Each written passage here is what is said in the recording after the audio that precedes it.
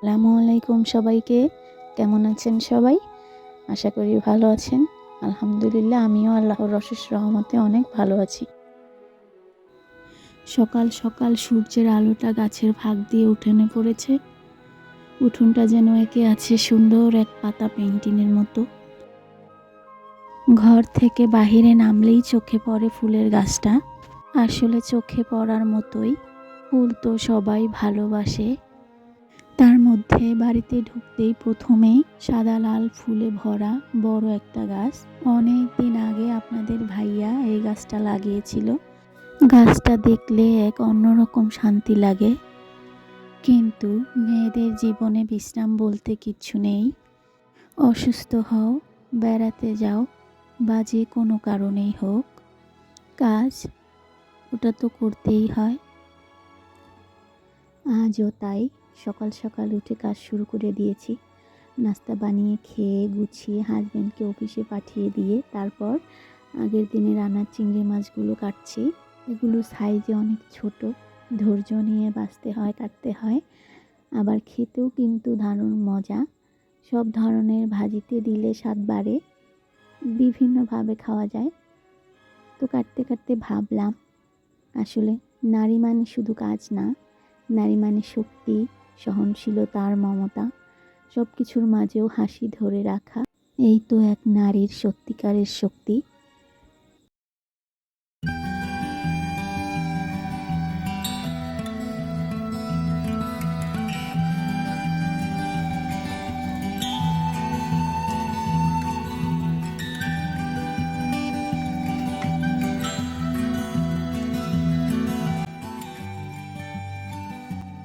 চলে এসেছি রান্নাঘরে।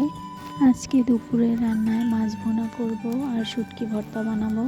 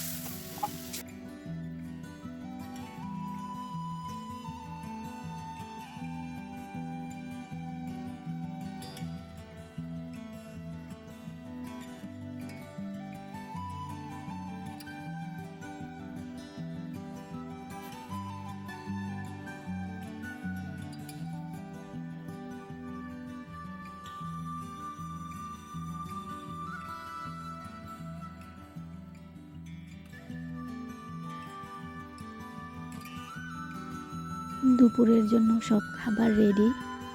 দুপুরের পর নামাজ, গোসল, খাওয়া, ছেলেকে খাওয়ানো, সব কাজ শেষ করে একটু সময় পেলাম নিজের জন্য। মেশিনে বসলাম।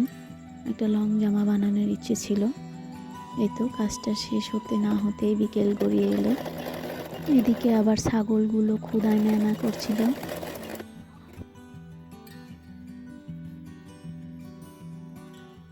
ওদেরকে ঘাস নিয়ে দিচ্ছি। ওরা তো ঘাস দেখে মহা খুশি। ওরা এবার শান্ত।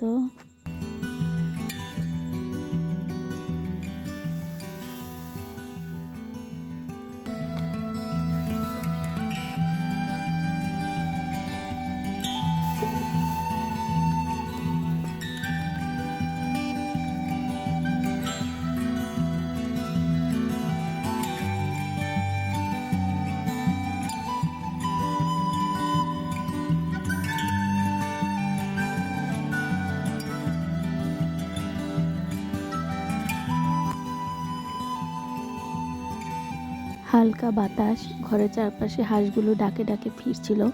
বাড়ি নিয়ে এলাম। পড়েছি আসলে এক মুসিবতে। এখন তো পাহাড়ে শিয়ালের চেয়ে কুকুরই বেশি খাদক।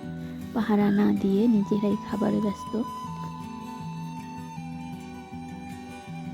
আজকে আমার ব্লগটা এখানেই শেষ করছি।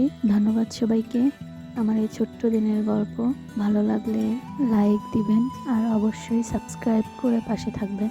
আসসালামু আলাইকুম।